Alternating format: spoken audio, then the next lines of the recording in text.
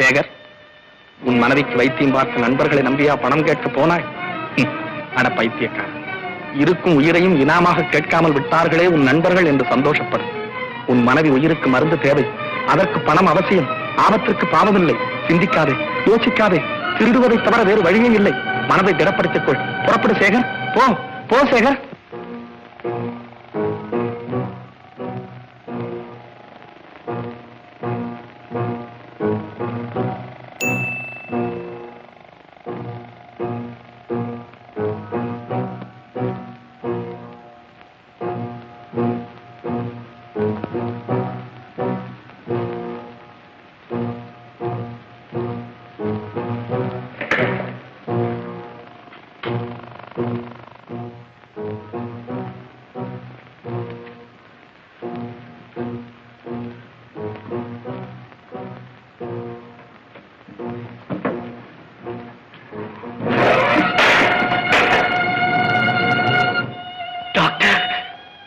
இது உங்க வீடா?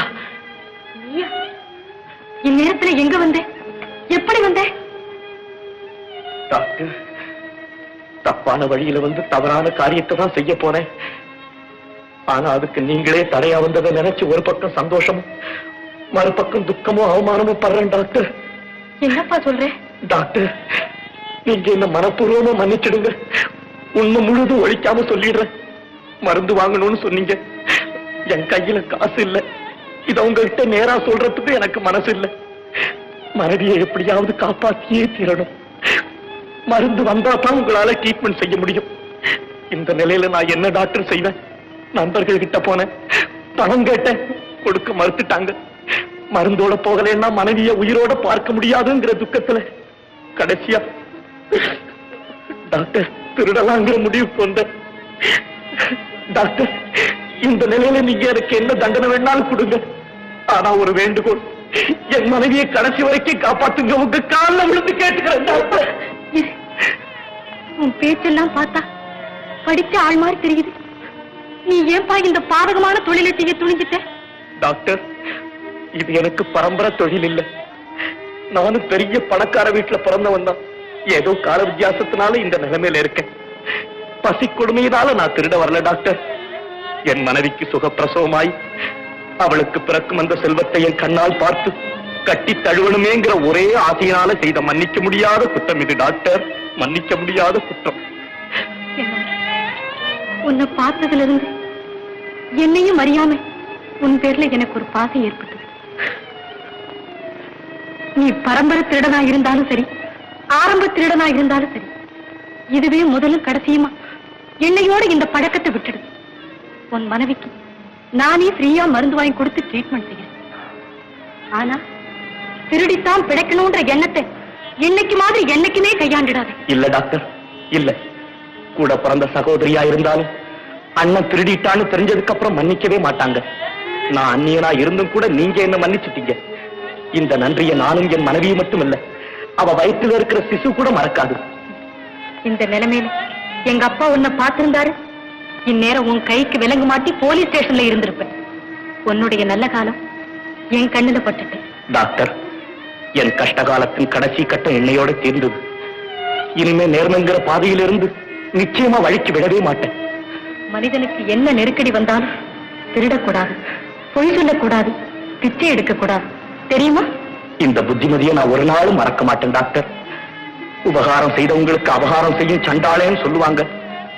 அது என் வாழ்க்கையில உண்மையாயிடுச்சு.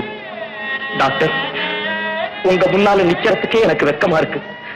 நான் வரேன் டாக்டர், என்னை மன்னிச்சிடுங்க.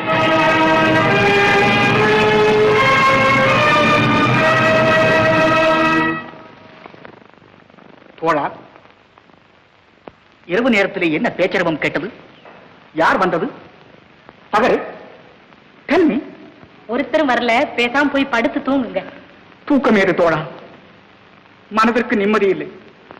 குறிப்பிட்ட நேரத்தில் என் கண்மணி நடை அலங்காரி என்னை வந்து சந்திக்கவில்லை. எந்த மூலையில் எந்த ஆசனத்தில் அமர்ந்திருக்கிறாளோ அதனால் சஞ்சலம் அதிகரித்து நெஞ்சிலே குமுறி எழுந்த தூக்கம் கண்ணிற்கு வந்து நீராக பெருகி ஆறாக ஓடுகிறா. பேசாம போய் படுத்துங்கிறீங்களா? கசப்பு மருந்து கொண்டு வரட்டுமா? வேண்டாம், வாழ்க்கையே கசந்து விட்டதா. நானே போகிறேன்.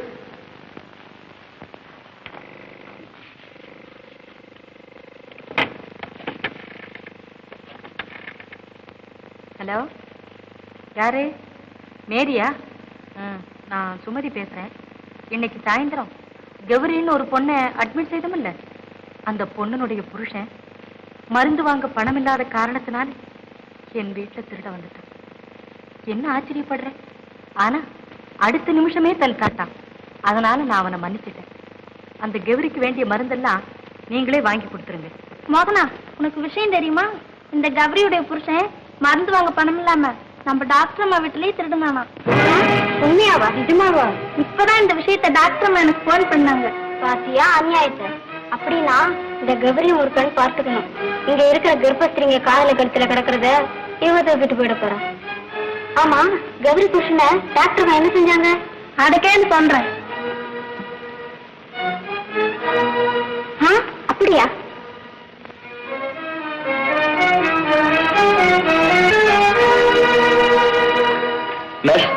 என் மனைவி கௌரியை நான் பார்க்கணும். இந்த அம்மா காலையில யாருக்கும் தெரியாம எங்கேயோ போயிட்டாங்க சார். என்னது? எங்கே போயிட்டாங்க? எங்க போனாங்க? தெரியாது சார்.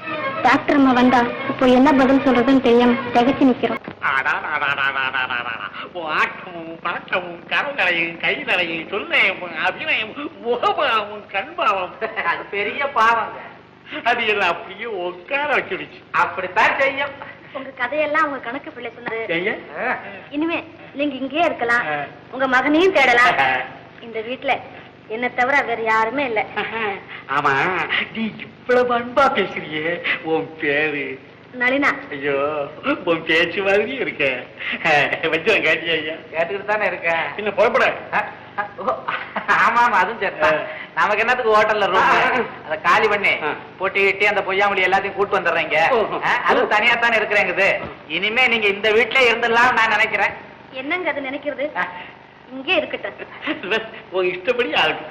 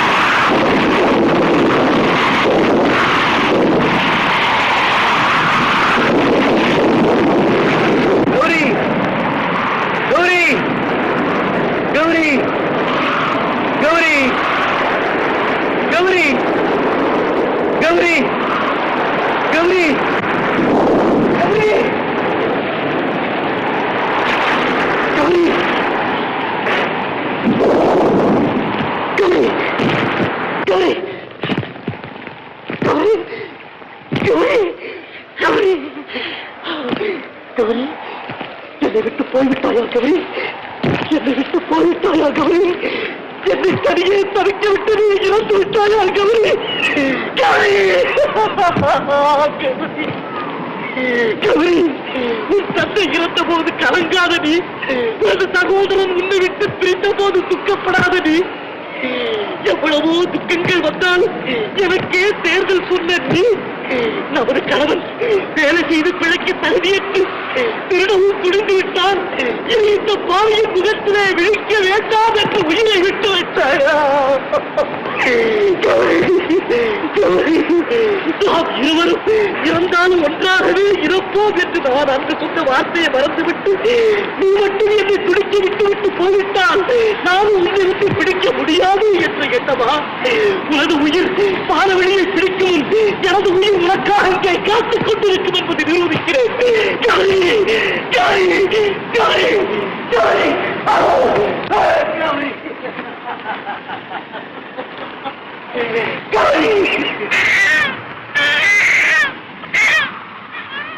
செல்வம் செல்வம் செல்வம் செல்வம் செல்வம் செல்வம் அடிப்பாளி அடிப்பாளி பழிகாரி பழிகாரி தாயானது தரையிலே புரட்டு விட்டாயேடி.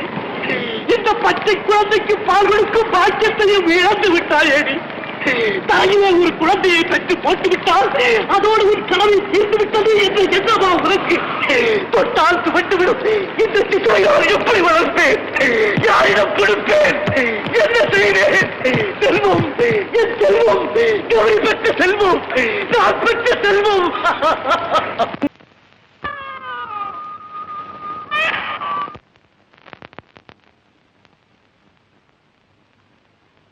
ஏண்டா இப்படி அழுவுற? பிறந்த உடனே உங்க அம்மாவை தூக்கி சாப்பிட்டுட்டிய, இன்னும் யார சாப்பிடுறதுக்காக நீ இப்படி அழுவுற? கௌரி, நாங்க 2 பேரும் இப்படி அவஸ்தைப்படணுங்கிறது தான் உன்னுடைய ஆசையா? யாரையா நீங்க? பச்சை குழந்தையோட என்ன பேசுறீங்க? தாய் இல்லாத குழந்தை அம்மா இது. இதை காப்பாற்ற வகையில்லாது தவிக்கும் தகப்பனம்மா நான். தப்பா சொல்றீங்க. இந்த குழந்தைக்கு தாய் இருக்காங்க. தாய் இருக்கிறாளா? எங்கே? வாங்க உள்ள வாங்க.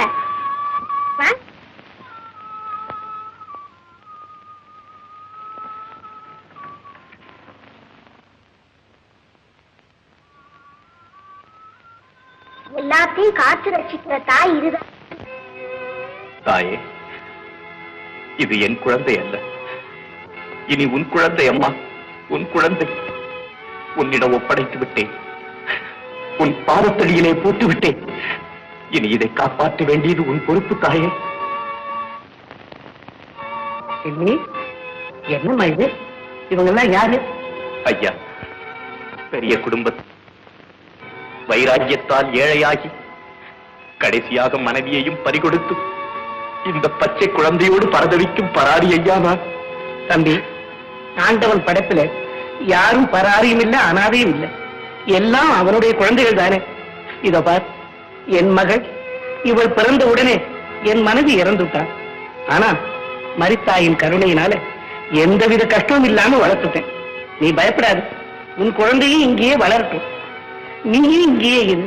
நான் ஸ்கூல்ல டீச்சரா இருக்கேன். உனக்கும் அங்க ஏதாவது ஒரு வேலை வாங்கி கொடுக்கிறேன். ஐயா பெரியவரே, வர்ணிக்க வார்த்தைகளே கிடைக்கவில்லை. வள்ளலே, இறந்த என் மனைவியின் ஆவி கூட நன்றி செலுத்தும் உங்கள் இறக்க குணத்திற்கு. தம்பி, எழுந்துரு. கர்த்தர் ரட்சிப்பார். பயப்படாது. டாடி டாடி, நான் போய் குழந்தைக்கு பால் வாங்கி தரட்டுமா? இன்னமா வாங்காம இருக்கிற? இதோ அப்படியே இதுக்குள்ள ஓடியாந்துடுறேன்.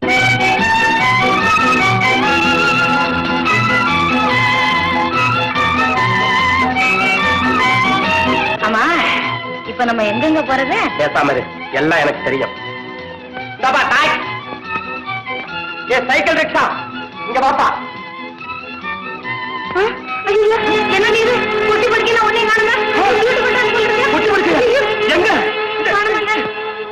மகாராஜராஜஸ்ரீ வீட்டுக்காரர் அவர்களுக்கு வாடாமல்லிகை நமஸ்காரம் செய்து எழுதிய கடுதாசி.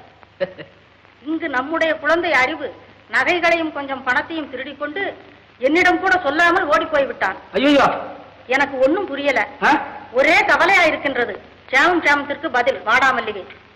வழக்கம் மாறு. என்ன சேமம் வேண்டி இருக்கு? அட களவாணி போய் உள்ள சொந்த வீட்லயே திருட ஆரம்பிச்சிட்டியா? அட பாவி, அங்க எங்க அடிச்சு புடிச்சு கொஞ்சம் நஞ்சம் சேர்த்து வச்சேன், அதையும் தூக்கிட்டு போயிட்டானே. திருட்டு போய் உள்ள உருப்பிடுவானா? என்ன வச்சிரும்? தானாக பேசிக்கிட்டு இருக்கேன். ஆமா ஏதாவது திருடங்கிறேன்னு சொல்லிக்கிறது என்னது? ஒண்ணும் இல்லைங்க, நம்ம ஊர்ல எங்க தெருவுல திருட்டுத்தனம் எல்லாம் கொஞ்சம் ஜாஸ்தியா போச்சுன்னு என் வீட்டுக்காரி கடுதாசி எழுதியிருக்கா. இதாங்க அவங்களையும் இங்கேயே வர சொல்லிடுங்களே. ஆமா ஐயா வச்சிடும், நல்ல யோசனை. உன் சம்சாரத்தையும் வளர்ச்சி விடு, நீ குடும்பத்தோட இங்கேயே இருந்துடலாம். நான் அப்படித்தான் நினைச்சேன். நினைக்கிறது என்ன ஐயா, இன்னைக்கே கருதாசி போடு, உடனே புறப்பட முடியா? போட்டுருங்க. நீங்க நினைச்ச உடனே புறப்படுற மாதிரி இல்ல என் சங்கதி. என்ன? ஊருக்குள்ள கடன் பாக்கி சாக்கி தோலு தொப்புன்னு எவ்வளவோ இருக்கு. அதெல்லாம் நான் கொடுத்துறேன், நீ கவலைப்படாத. நீங்க கொடுத்துருவீங்க, அதனாலதான் கொஞ்சம் முழிச்சுக்கிட்டு தயங்குறேன். அப்போ கணக்கு பிள்ளைய சம்சாரம் இங்க வந்துடுறாங்க. ஆமா ஆமா ஆமா. ஆமா என்னடா சர்த்தா, என்ன யார் கூட எதுவும் பேசிட்டு முதலாளி கேட்கறேன் ஐயா. இல்ல பையன் மாதிரி பேசாம இருக்க மாட்டேன். ஒரு வார்த்தை சொன்னதுங்க. நீ ஏடா ஒரு வார்த்தை என் குடும்பத்தை பத்தி பேசுறது? மூஞ்ச பாரு அனுமர். எனக்கும் கையில் நிலையா பாத்தீங்களா பேசிக்கிட்டு இருக்கும்போது அடிக்கிறான். வஜ்ரம், நான் சொல்ற வருத்தப்படாத, உனக்கு புத்தி இல்ல. வாசம் தான் இந்த முட்டா பையன்கிட்ட வரத கொடுக்குறீ நீ. என்ன போல நீங்க வாங்க போலாம். போங்க. புத்தி இல்லையா எனக்கு? ஆமா வாசம் தான் இருந்தா இவன்ட்டு அடிபடுவானா நானு? மரியாதை இல்ல மரியாதை. இந்த மாதிரி என் உடல்நலம் சரியில்லை, கவலையா இருக்கேன் நான். என்ன தொடாத பேச. அப்படி